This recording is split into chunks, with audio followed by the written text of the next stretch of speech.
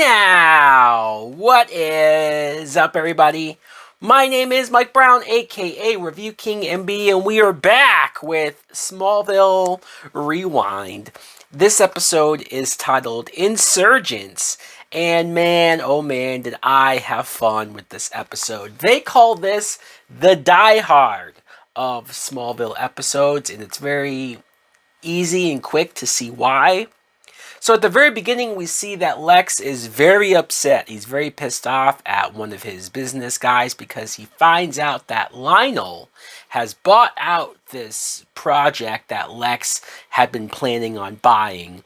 And Lex can't believe it. He doesn't know how this is possible because only two people knew about this acquisition, Lex and this business guy he's talking to. So he's like, unless you are a mole, there's something going on here. And Lex finds a bug, a listening bug device in like this flower type thing in his room. And then Lex goes crazy. We cut to Lex blasting music, and he's torn apart the office. He's found several bugs.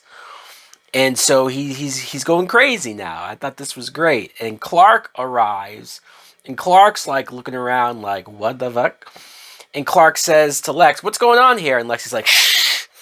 He's looking crazy. He turns the music higher and he tells him that his father has been bugging his office. And Clark is trying to calm him down, but Lex is like, how would you feel if somebody was spying on you and heard every one of your secrets? And obviously that hits home to Clark for obvious reasons.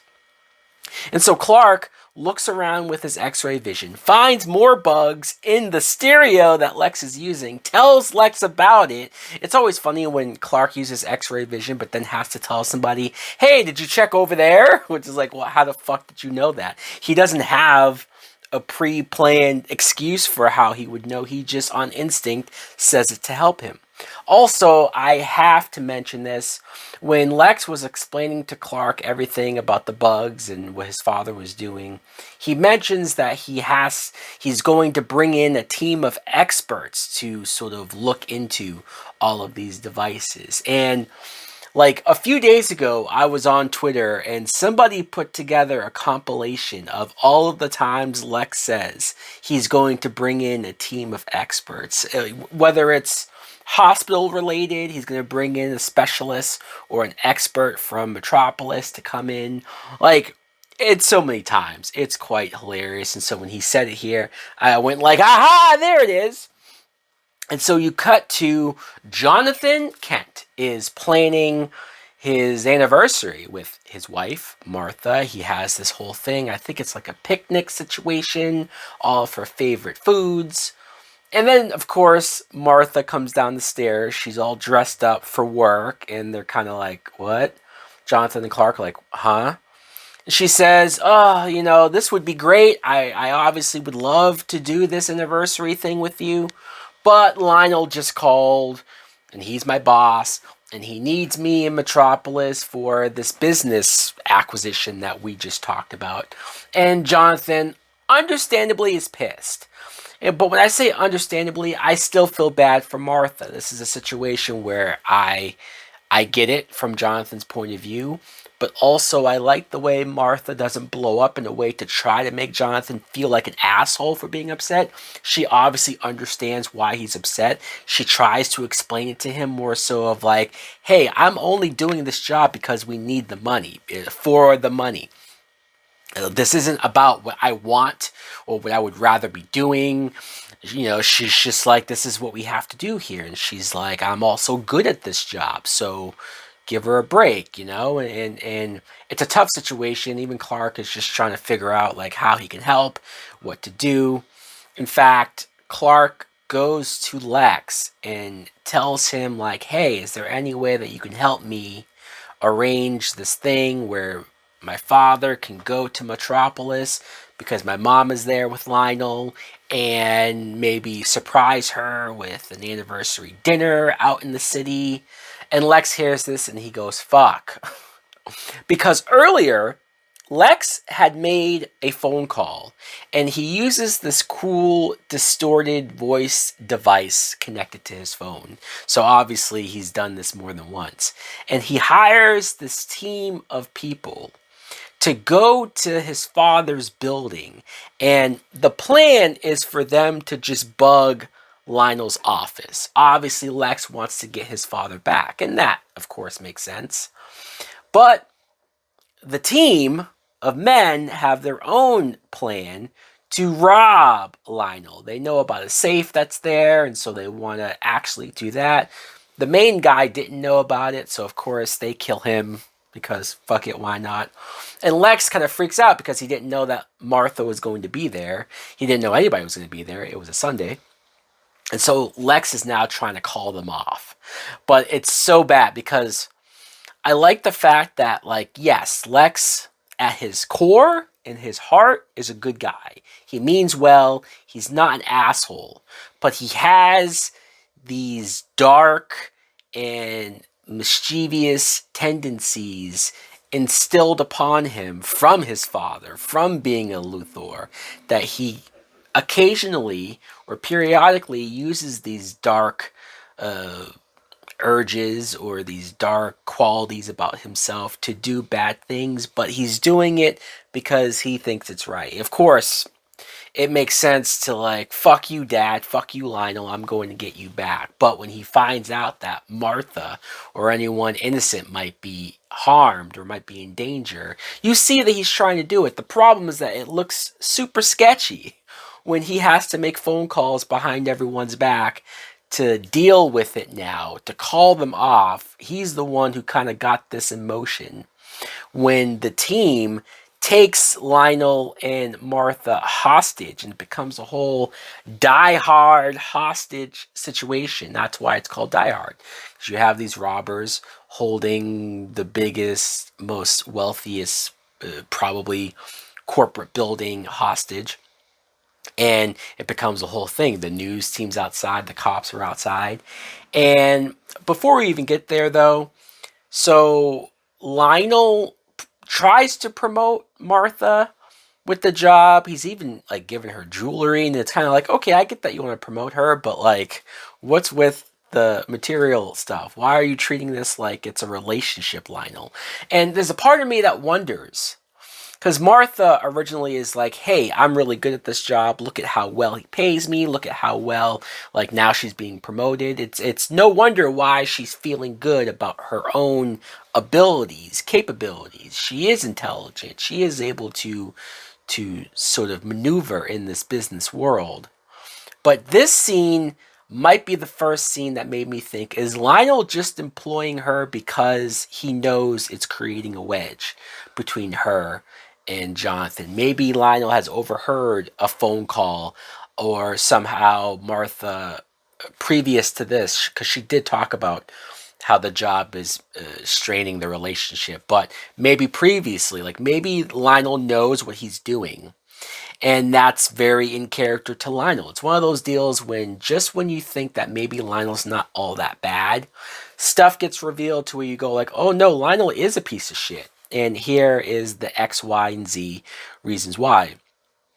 I want to also mention that Lana arrives at Clark's barn, or is it called a loft? Maybe it's a loft. I just say barn. And she's all dressed up in this nice, like, pink dress. And even Clark's like, whoa, what's the occasion? You're all dressed up here. And she explains that she is meeting her father's wife for the first time. She wants to make a good impression. She wants them to get along and whatnot. And this is nice. I mean, maybe other people who don't like Lana, who find reasons to shit on the Lana character, will say, why is she constantly showing up unannounced? Or why is she constantly involving Clark into her stuff when he has his own? Like, I don't know. Maybe there is a way to look at this to where you can think bad things about her. But I, for whatever reason, see it as nice and see it as, like, sure, they're not dating. Sure, they claim to be just friends. But you can tell that, at least I feel like, this comes from a place. Whenever she shows up to Clark, it's because she trusts Clark in a deeper way than I think anyone else in the town. Not just the previous episode where she said that he's always there for her, he always saves her. Yeah, sure, that's true. But on a level of she actually cares about what he thinks. Yeah, she actually cares about like if Clark does have an opinion or advice for her in her situations. She wants to hear what he'll say because that matters to her. I do think that it's coming from her wanting to be with Clark in a more relationship way, but because they're not there, she still almost acts like they're together in that way. And I just think it's nice. I don't know, especially because she left the scene when Clark mentioned that his parents weren't getting along, they had a fight. And Lana says, I'm sure they'll work it out because some people are just meant to be together. And she looks at Clark, and Clark looks at her like, oh, are we talking about, I mean, he doesn't say that, but that's the looks that they're giving each other.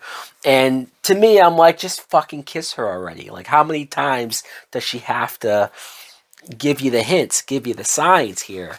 Farm boy. All right, so you cut to Clark was asking Lex if he can arrange that dinner, right? So Clark and Lex arrive to Jonathan and say, hey, we have the helicopter, we can do this. And Jonathan is like, what the fuck?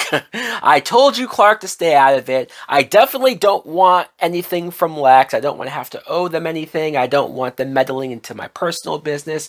And like, I get it, but man, does it feel like anytime Lex, or even in this case, Clark tries to do something nice for them or tries to like help, genuinely help.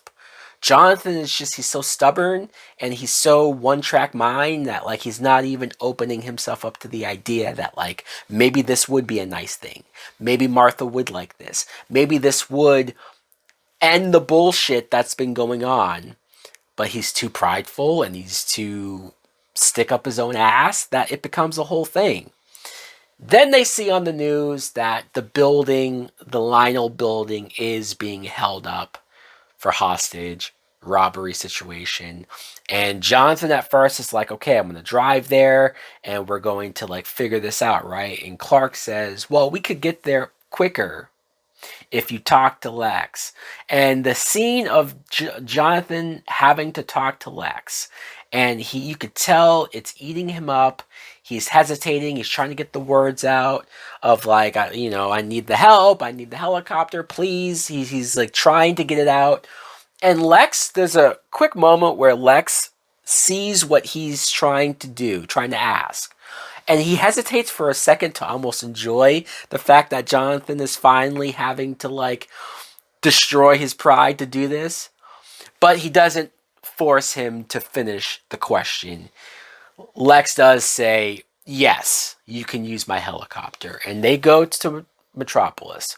Very quickly, Clark is trying to like find a way to sneak into the building, like the vents, but he gets caught by this cop who's like, what are you doing? And she puts a gun to him. And he explains everything. He's the son. He's trying to whatever. And I didn't realize this. I don't know if they said it in the episode, what her name was. But when I was looking up stuff for the episode, I saw that they have her credited as Maggie Sawyer, which is very surprising. Maggie Sawyer is a character from the comic books, a cop in the DC universe. So that was very cool. The character also appeared, different actress, in Supergirl and whatnot. So I was just like, okay, you know what? That was cool. Maybe we'll see her. The actress looked familiar, so I'm pretty sure we do see her again later in the series. And as that's going on, you see the robbers, like they kill the one guy who wasn't in on the plan. They're trying to break into the vault, and they finally do break into the vault. And all that's in there is a bunch of kryptonite blocks. And Martha is looking like, why the fuck is that in Lionel's vault? Like, that's super sketchy, super weird. There's a bunch of files. There's that octagon metal shaped thing that belongs to Clark's ship, and Lionel took it in that hurricane tornado storm. We never knew what he did with it. Clearly, he's been doing research or having people do research on it. Martha, once again, sees that, looks over at Lionel. And because Lionel is blind, it's so kind of funny when she looks over at him, like, what the fuck? And he's just, like, kind of like aimlessly looking around, like he doesn't know what's going on. But he's more aware. He is listening. He's more conscious of what's going on around him than I think we think. Like, even... Because you could argue that, like, maybe he's faking the blindness. Or maybe he was blind, but it's worn off by now. Maybe that is true, but I'm taking it more as to he's using the blindness to act more naive about what's going on around him than really it is. He's using the blindness to make himself look more weak than... because it's an advantage. It's something that he can use to his advantage, and I think he is doing it here, and he has been doing it for quite some time. Martha even sees a bunch of files, and one of them has Clark's name on it. So once again, proof that Lionel is looking into Clark's past, or just looking into Clark in general. He has suspicions on him. So then Clark comes up with this crazy idea. I'm going to go to the roof of the Daily Planet. When they showed the Daily Planet, the big globe, I was like, holy fuck, it's the Daily Planet. I mean, obviously I've seen this episode before, years and years and years and years ago, and I remember at the time, like, oh yeah, that's cool. But now that I've, sort of dived in so much deeper in Superman lore, and I'm so much more into the Superman character now, it was a bigger deal. I definitely got hyped and geeked out when I saw the Daily Planet and the thing on the roof. And so Clark's idea is that he's going to jump from that building to the building, and Jonathan's like, what if this fucks up? We don't even know if you can do it, and what if it gets her killed? All very valid and good reasons. There's a moment when Lex calls the robber, and he has the voice distorter on, and he's trying to get him to let the hostages go. Again, Lex, he feels bad. He's kind of the start of this, but they're also taking it too far, so he's trying to correct everything, right? And he is genuinely trying to save them. He's not like... But then when he hears the robbers say that they got the vault open, Lex then shows interest and says, well, what did you find? And they tell him that, like, green meteors and files, and oh yeah, that metal octagon thing. And Lex kind of perks up and goes, all right, I'll get you out of there. I know a secret way out, but just collect all of this vault stuff and bring it to me. And you're like, oh no, fuck. Lex, your dark side's creeping out. Yes, you mean well, but it's that selfish part of you that you can't help yourself but creep in there. And then he gets off the phone by saying, don't hurt the hostages. And then you hear Jonathan's voice of like, who are you talking to, Lex? I'm like, oh, fuck. I literally said it out loud. I was like, oh, no. Jonathan heard, at least not everything, but the very end of Lex's call of don't hurt the hostages. And Jonathan's like, are you talking to those men up there? He's like, if I find out that you were behind this or you know more about this, then this is fucking done. This is over. And now it's like I was feeling bad about Lex earlier, getting yelled at by Jonathan, and Lex feeling like I'm trying to help and you're just shitting on me constantly. And now I'm back on the other side of like, no, Lex, that's super schemy and fucked up. What just happened here? You got caught, basically. And so it's amazing how well they balance the sides of like, is Lex in the wrong or is Lex just a victim of circumstances? And the scene of Clark jumping from the roof of the Daily Planet, cool as fuck. I mean, I know by this point it's like, what, 2002, 2003-ish, like around there. So the effects maybe aren't great, but it was at nighttime, so I think they shot it well. Especially the camera work of like, first you see Clark jump, and then the camera turns to like show above him to see how far down the city is. And he keeps jumping and jumping. He makes it through the other side of the building through the glass. Very cool. Even Clark was surprised at himself. He wasn't 100% sure he made it. So now he goes in there, and it's cool to see him use his powers. He's now at the point where he's like, I don't care if there's cameras, I don't care. Saving my mom. He takes out the one guy, and then they go, and Clark takes out the two other robbers in the room. But the kryptonite's there, so he starts to get weak. He collapses, and Martha yells Clark's name. And I was yelling the whole time of, Martha, get rid of the kryptonite. Push the kryptonite back into the vault. She eventually does do that, thank God. But the scene, the part where the robber gets back up and he tries to stop her, and she like shoves him off, shuts the door on his arm, shoves the robber to the ground. I'm like, fuck yeah, Martha, like, let's fucking go. And then Clark regains his energy, but as they turn around, the robber has Lionel at not even gunpoint. He had like a screwdriver gun thing up to his head, but Clark super speeds up. So I guess it's like these robbers are now seeing Clark use his powers. So if they didn't die, or if this guy didn't die, what would we do here? You know, like when they get arrested and they start saying that Clark was super speeding, how are they going to defend that? But luckily, as Clark grabs the guy, Lionel shoots him dead with the gun in his back. The guy dies. And Lionel has this look on his face where it's like, once again, you're trying to figure out, is he blind? Because his glasses are off, he's looking straight ahead, but he's also not like looking directly at Clark or anyone in particular. He just presumably grabbed the gun and shot. And so the cops storm in. Of course, they're super late and they miss everything because cops apparently are the worst. Everyone would be dead and everyone would never get saved if it was just up to the cops. And so they're saved. Now, Martha took the metal disc. They go outside, and Lex is trying to talk to Lionel and say that, hey, he tried, but Lionel, like, shoves Lex's arm away, like he knows somehow that Lex was involved in this, or at least he seems suspicious. And Lionel instantly says he will get his things out the mansion, and Lex says, I will help you pack. So, even though Lex obviously didn't want it to get this far, didn't want it to go down this way, didn't want Martha to be in danger, he's technically getting what he wants by Lionel leaving.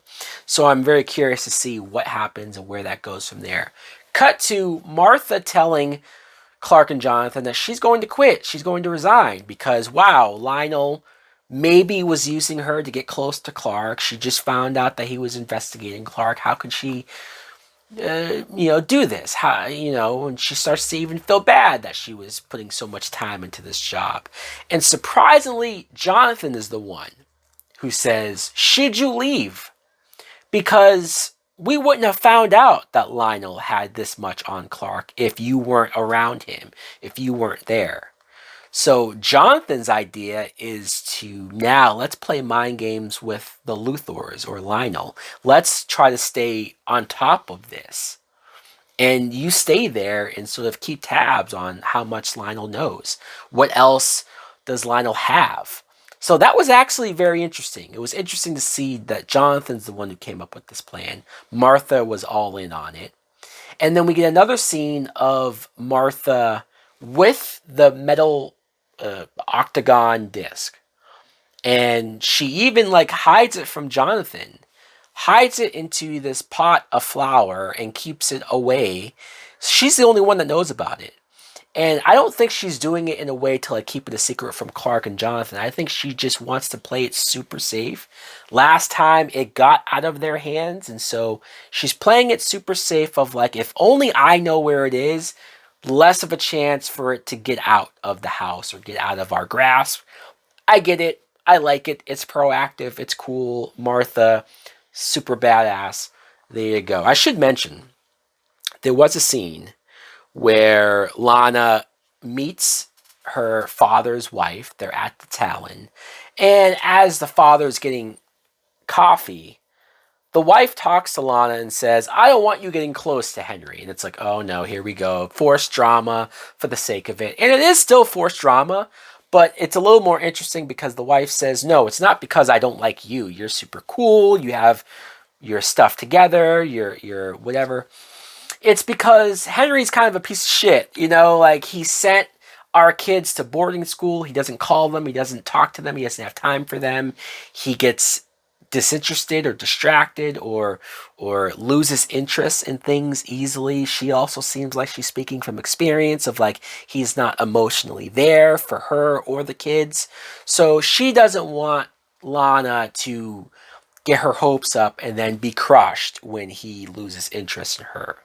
And like I get it, it actually is kind of a nice thing when you look at she's trying to maybe protect Lana. But it's kind of fucked up too, because Lana is obviously super happy about finding her father, having this parental figure that she doesn't have currently right now anymore. And to crush her before anything happened, it's like, well, maybe this is different, or maybe he'll treat her different, or maybe she's not even going to like expect a lot from him. Maybe he can just give her enough attention or like enough. But no, it's like just cut that shit off because just set up to be disappointed. So yeah, that kind of sucks. But compared to everything else in the episode, Lana's side plot seemed like, you know, the least interesting thing going on. Obviously, the big thing was the Die Hard plot, was all of that. And I really enjoyed it. I had a lot of fun with the episode. So guys, let me know in the comments below, what did you think of the episode Insurgence? Did you like it? Thanks for watching. Like, comment, subscribe. Later!